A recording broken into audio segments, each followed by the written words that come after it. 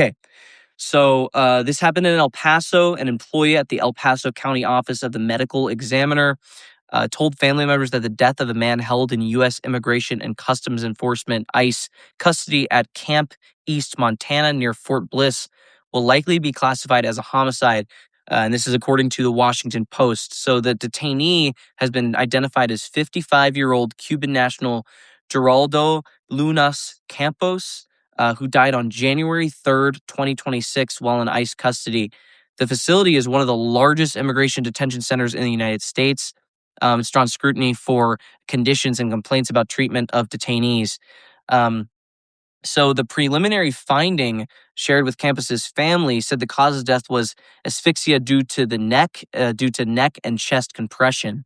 So that determination is, of course, pending toxicology results, and a final ruling has not yet been officially released. But what we're seeing right now is that an ICE detainee told the Washington Post that he saw guards in a confrontation with Geraldo, and described seeing him being choked while Campos called out, "I can't breathe." This account has not been independently verified by authorities, but this is a Washington Post official report. In its initial announcement of his death, ICE said Campos was found in distress and that medical personnel responded. ICE has also said that Campos has been disruptive earlier in the day and was placed in segregation before being discovered unresponsive.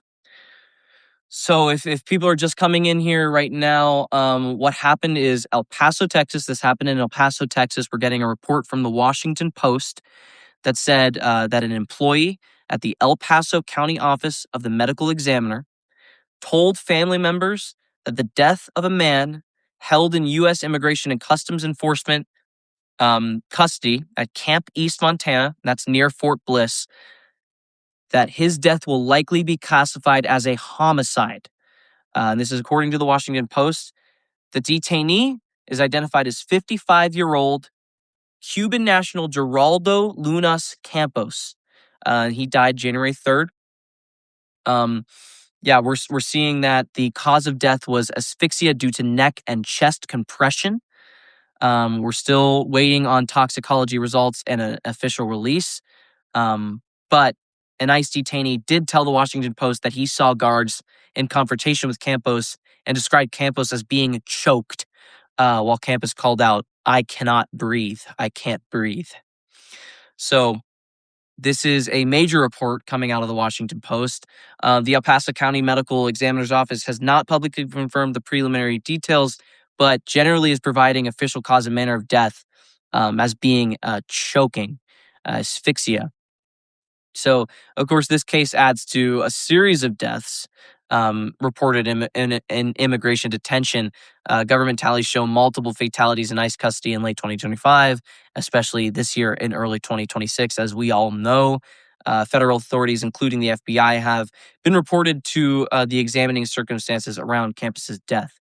So, the reason I want to come on here right now is because we are learning that, and of course, we all know that this is going on, but we're learning from the Washington Post a confirmed report of a medical examiner examining the death of an inmate of a detainee of ICE custody at Camp East, Montana, likely being classified as a homicide. His death being classified as a homicide because he was choked to death by ICE. So it's very disturbing. Thank you, Donna. It's great to see all you guys in here. I know this is kind of a on the whim report, but we just got news in. So I know George Floyd all over again, but it's multiple different occurrences. Yes, very horrific. Our country has gone mad. Yeah, Kathy, I agree with you. Thoughts? If anyone needs me to reread it, I know a lot of you are coming in here now. Just comment, please reread. I will reread it for you. How old is he? He's 55. He's a 55-year-old Cuban national. His name is Geraldo Lunas Campos. It's racism, fascism, 100%. Okay, I'm going to reread it for all the people that are joining in just now. I know there's like 300 of you now. So this happened in El Paso, Texas. I'm putting out a report right now. Man dies in ICE custody after being choked and a medical examiner is ruling that the death is a homicide. So, an employee at the El Paso County office of the medical examiner told family members of 55-year-old Cuban national Geraldo Lunas Campos that his death was due to asphyxia due to neck and chest compressions, which means he was choked to death. This is according to the Washington Post. And he died on January 3rd, 2026, but we are now finding that he was actually murdered. He was murdered by ICE. He was choked by ICE. His last words, or as a detainees described, was Campos was calling out, "I cannot breathe. I can't breathe." ICE said Campos was found in distress, and that medical personnel responded. ICE is, of course, saying that Campos was, disruptive earlier in the day, but no disruption, of course, as we know, deserves being choked to death by Immigration Customs Enforcement. 100% they're going to blame it on somebody else, on another detainee, on him being disruptive, etc. But the El Paso County Medical Examiner's Office has not publicly confirmed the preliminary details.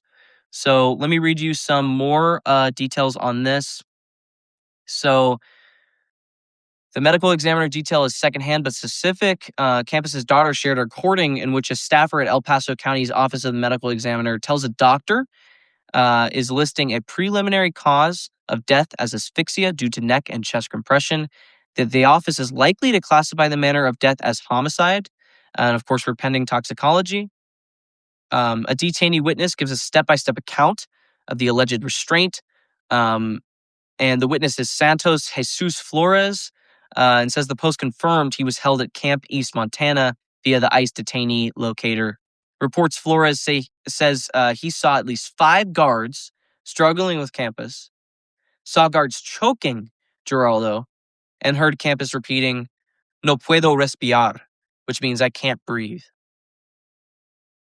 DHS, Department of Homeland Security, describes a suicide attempt plus a struggle, but gives no mechanism of death.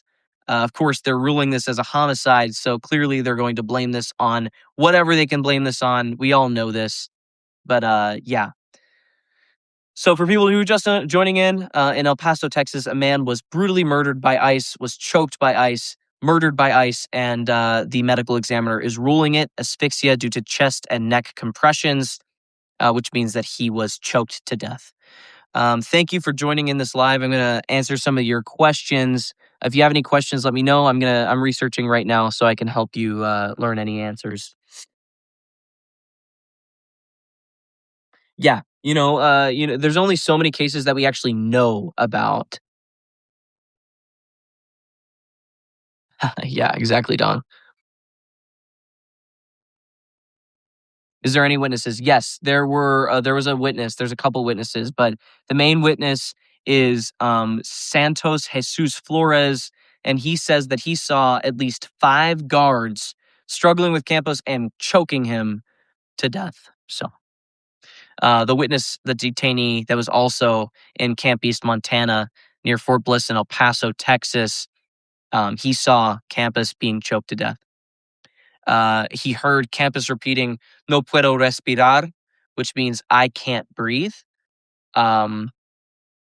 And so ICE's own internal log is described as thin on use of force detail. FBI involvement is reported but not confirmed by the Bureau. Time and location details appear consistently in local reporting, so we know the consistent reporting around this. Multiple outlets are reporting from the ICE release describe Campos 55 dying on January 3rd, 2026. He was pronounced dead around 10:16 p.m. at Camp East, Montana. And then a Washington Post investigation that just came out said that the medical examiner is ruling that it's asphyxia, that he was choked to death, that this is a homicide. If you have any questions, let me know. I'll be in here for just a little bit, and then I'll get off and do my report so you all can read it. But please, if you haven't yet, please subscribe. Click the subscribe button at the top. Join Centered America. I want to keep these updates consistent. We're doing a lot of updates on ICE, on the abuse of power by ICE, and we need all of you in this community. Our chat is open right now for the whole week. We'd love for you to bring in any documentation on abuses of power. If you live in Minneapolis, if you live in Minnesota, we'd love your documentation as well. We'd love your testimony as to what's going on right now. We really care about all of you and want to hear your voice. God knows how many more murders there have been that we don't know about. Exactly. There's a lot of different murders that we probably don't know about. I mean, we only know about what's being reported. We don't know about the others. I'm so glad to see a young person on the site standing up to constitutional rights, criminal acts, motions, and that Trump machine is a portion of the current executive that is falling. Thank you. Thank you, Leslie. I appreciate you. Karma Ice killed another detainee. Yes. So please let me know if you'd like me to reread it. I know a couple of you are just joining in. Just comment. Please reread. I'll reread it all for you. But I'll also post this again, and I'm going to do a report as well. What the fuck? When did this happen? So January 3rd, he passed away. Gerardo Lunas Campos. He passed away, and this is due to asphyxia, due to chest and neck compressions, which means he was choked to death in ICE custody by ICE. Yes, of course. I can read the questions out loud so that you all know what I'm answering. There are reports of ICE in the metro east of St. Louis yesterday and today. I live in St. Louis, so that's crazy. And right now, I'm in Las Cruces, New Mexico, doing some work with the Indivisible, the local Indivisible down here, working alongside Indivisible. I'm going to read this all for you. Thank you, thank you. I'm going to reread. So in El Paso, Texas, an employee of the El Paso County Office of the Medical Examiner told family members that the death of a man held in ICE custody at Camp East, Montana, this is at Fort Bliss, this is around El Paso, Texas, will likely be classified as a homicide. This is according to the Washington Post. The detainee was 55-year-old Cuban national Geraldo Lunas Campos, who died on January 3rd, 2026 in ICE custody. A witness, Jesus, let me see, I think his name was Santos Jesus Flores. Yeah, Santos Jesus Flores.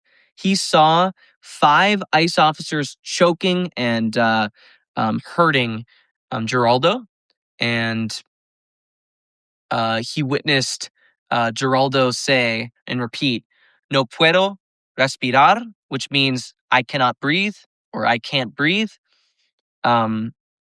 And so what we know right now is that the medical examiner is likely going to rule this, even though we don't have toxicology right now or an official release, they're likely going to rule this a homicide.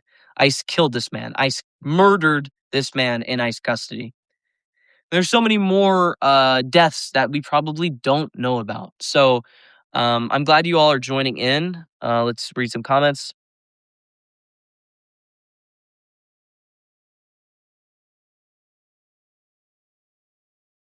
Your activism gives me hope. I'm an old lady and I never thought my country would be in this horrible state. Thank you, Leslie. I appreciate you. Thank you, Wendy. I appreciate you subscribing. If you haven't subscribed yet, we'd love for you to subscribe. This is Centered America. We're a 501c4 organization. We're doing reporting. We're trying to defend democracy and resist authoritarianism, bring people into the conversation and fighting back. We're not just a newsroom. We're not just independent journalism. We're much more than that. We're trying to help on the ground, help small businesses, help people in the United States in general. We're a nonprofit organization. That's the same location Fort Bliss. The government refuses to let any media, politician, or independent journalist get anywhere near, not even drones. Yeah. I'm right by El Paso, by the way, which I might end up going to El Paso and reporting on the ground. I'm going to try and attempt to, but it's going to be a little bit difficult. It's 100% illegal. 100% illegal. ICE definitely needs to be held accountable. And the problem is it's a different reality for all of us. One, we have the reality of the United States. Minnesota is in and within our reality. So the work that people, Minnesotans are doing, people in Minneapolis are doing, that is our reality too. But right now, the Trump administration is weak. That's why they're doing this. That's why the ICE raids are happening. Trump administration is weak. They don't want to lose the midterms. They're trying to put pressure and force on people and force people into submission. and make sure that they vote or make sure that they win the midterms. And so they're very weak right now. And so I suggest, even though no sound, is everyone hearing me okay? Nancy just said there's no sound. So I just want to make sure all of you can hear me well. If not, I can move my phone. Okay, awesome, Kimberly. Thank you. Um, so yeah, right now, my suggestion is not to put yourself in danger. At least not yet. And I really don't want you to ever put yourself in danger. Of course, we have this fight going on. ICE needs to be held accountable. And our politicians, our leaders aren't doing anything for us. They aren't doing anything for us. But we have to be calculated. We have to be coordinated. And to put yourself in front of danger is a very dumb idea. Um, and if for people in Minnesota, it's a different reality. I think that what they're doing right now is a good thing. I think, putting yourself on the line and fighting for what you believe in, fighting against ICE is a good thing.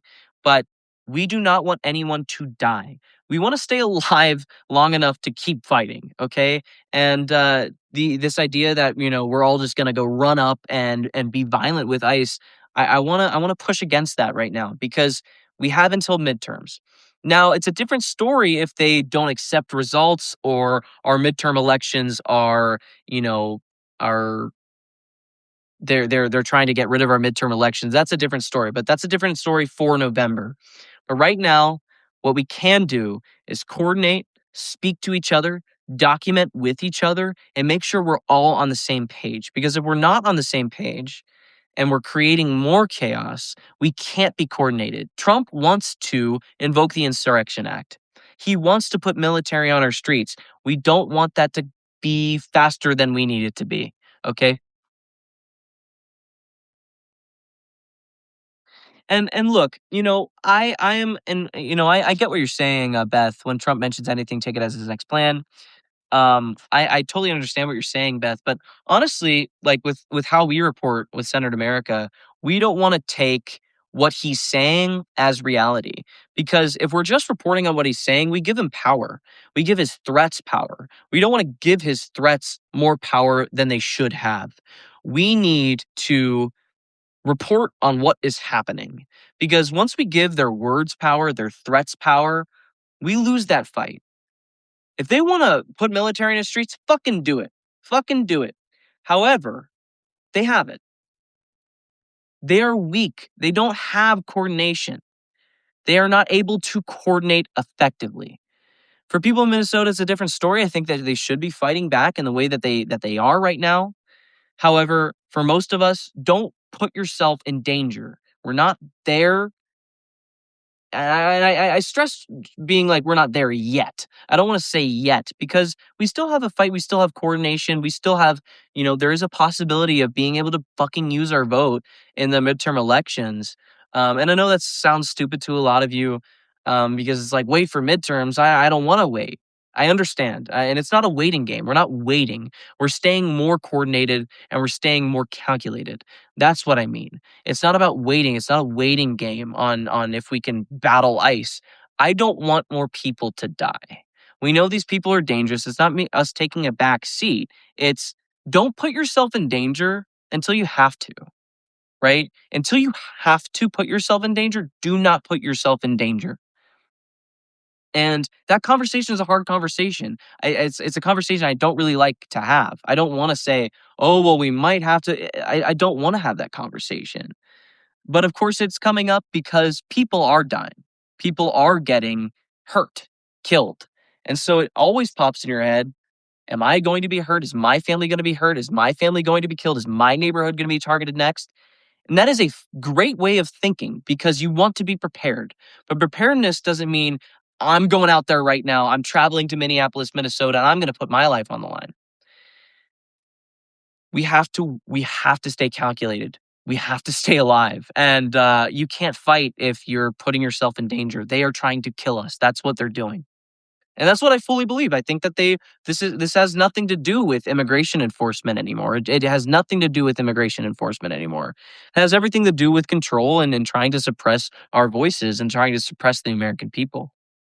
Um, but yeah, I hope all of you are having a great night. I know this is a hard story to hear. For everyone who's just tuning in, I'm going to post this so that you can hear it again. I'm also going to post a report. Basically, a man died, was choked to death in ICE custody by ICE. And I just want to make sure all of you are aware of what's going on. Thank you for joining in. Please subscribe. If you can, become a free or paid subscriber. Paid subscription do help us do this work. It helps us on the ground. I'm here in New Mexico. I'm traveling, and it really does help keep this research going. Um, but I appreciate all of you for joining in. Thank you so much. We will see you very soon, and we'll do a live video here soon. So if there's any more reports, I'll get on here and I'll talk to you all. Thank you, all 500 of you. You guys are great. I appreciate you.